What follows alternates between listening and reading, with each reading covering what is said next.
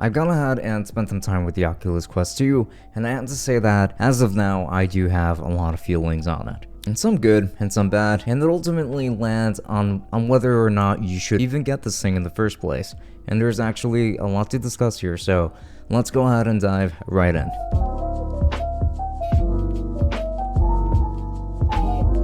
The exterior design, as I mentioned in my first impressions video, is going to be comprised of plastic for pretty much the entirety of the build. Yeah, but it is going to be pretty lightweight, which is something that is very important since this is meant to be worn for long periods of time, and it's got an elastic strap that also adjusts through Velcro, and you're going to find a USB-C port, which we will get into pretty soon. And there's going to be the sleep-wake button as well, and you got volume controls along with a headphone jack, and you're going to get a bunch of cameras around this unit too. So that should tell you that you really don't need anything else in order to make this unit work. And honestly, I really do love the color scheme on this thing. And the controllers are actually going to be pretty large, but they're quite nice overall. And the construction pattern is going to be pretty much the same, and especially when it comes to the color scheme too, it's going to be all the same in accordance to that set itself. However, it's going to be quite nicely textured too. It's very comfortable for long play sessions, or really for whatever else you're doing with these, as these are just meant to be used for long periods of time. Again,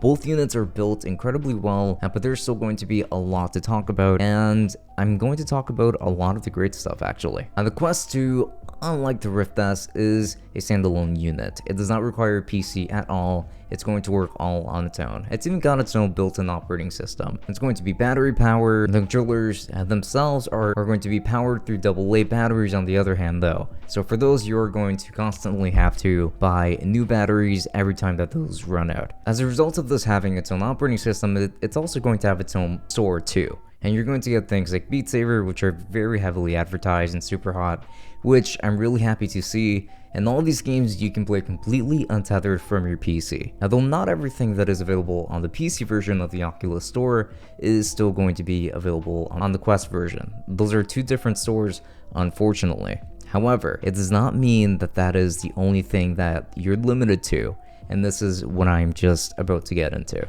But before anything, let's go ahead and talk about how it performs as a standalone unit. And if you're playing something like Superhot, I think that you're really going to enjoy the freedom of not having a cable dangling behind your back. And this is just going to be super cool, and the experience is going to be very close to the PC version as how it was with the Oculus Rift S. And it actually looks quite good. And I can't really tell too much of a difference between this version and the PC version. And performance is going to be great pretty much universally across any game that is available on the Quest store already. However, like I mentioned earlier, you don't get everything that Oculus in general has to offer from the Quest 2.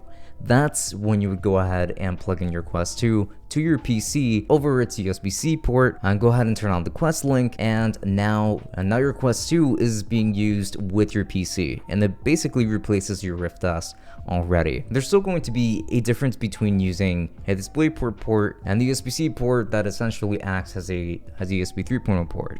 And there's just a pretty big difference in terms of bandwidth, so the visuals are not going to be quite as good. And even though the software is still in beta, it actually works incredibly well, and it essentially makes it so that so you can use your Quest 2 as a Rift S on your PC, and you can play all of the games that you already have on your PC, on Steam VR, on your Quest, but it does have to be physically tethered to your PC, but it is possible. And I actually tried to play a game that is only available on the Oculus Store on PC, and that is going to be Unspoken. Performance was really good, but the visuals weren't really quite as nice, that's for sure. However, I really didn't care so much at all because I was having fun regardless. I was very immersed and it looked pretty good still, which honestly does convince me that you probably don't even need an Oculus Rift or a Rift S for that matter, which are definitely going to be more expensive. But there's still more that you can do with this headset, and one thing that I really like doing with VR headsets is actually watch content. And things like YouTube and Netflix, for instance, which are already built onto the Oculus Quest, and like you don't need to plug it into your computer at all for this, are already going to be included and are going to work really well. Like, it's actually really nice to have your own personalized, like, little private movie theater that is just for you, and it's actually quite comfortable to lay down with it. Like, it's just great for content consumption, and I actually really like it for those purposes too. The audio is even pretty good here too. It does have a headphone jack, though I would say that you still don't really need headphones with it. And the audio actually gets loud enough that the whole experience of using it is just really immersive, and I would even argue that the audio is even better on the Quest 2 than it is on the Rift S, and that's going to be a major selling point, I think. And now, as for battery life, I don't really have an exact rating, but for my hourly to maybe 2-hour play sessions, it's lasted me just long enough and with enough battery to spare, and the same thing is going to be with the controllers. Although do remember, only the headset is going to be rechargeable, not the controllers, which directly leads me into my complaints. I still don't like that these controllers use AA batteries instead of just being rechargeable. I mean, I get it. It lasts longer this way, but I always have to replace a battery on these, and that's what I don't like. On the Rift S, for instance, it would turn on without me even wanting to. I would turn on the controllers as well as a result, even if I wasn't using it at all. And it just meant that when I went back and I wanted to actually play a VR game, the controllers were almost dead, and I would already have to replace the batteries. That hasn't happened with the Quest 2 quite yet, but it still did leave a pretty bad taste in my mouth. Also, I really hate that having to connect the Quest 2 to a Facebook account is completely mandatory. That is completely unnecessary. And I can actually go on a rant about how much I hate Facebook, but that really would be a waste of time, and I don't want to waste you guys' time any longer because the results are already quite favorable for this device. And another thing is that considering how great the beta is right now for Quest Link, I wish that the USB-C cable that they included in the box, or at the very least, the one that they advertised for use with this, was already included in the box, or that the one that was in the box was much longer, because it would already make it a lot easier to play those VR games out of the box if you just wanted to connect your Quest 2 to your PC. But that's really all I've got in terms of complaints. I think that this can actually replace it.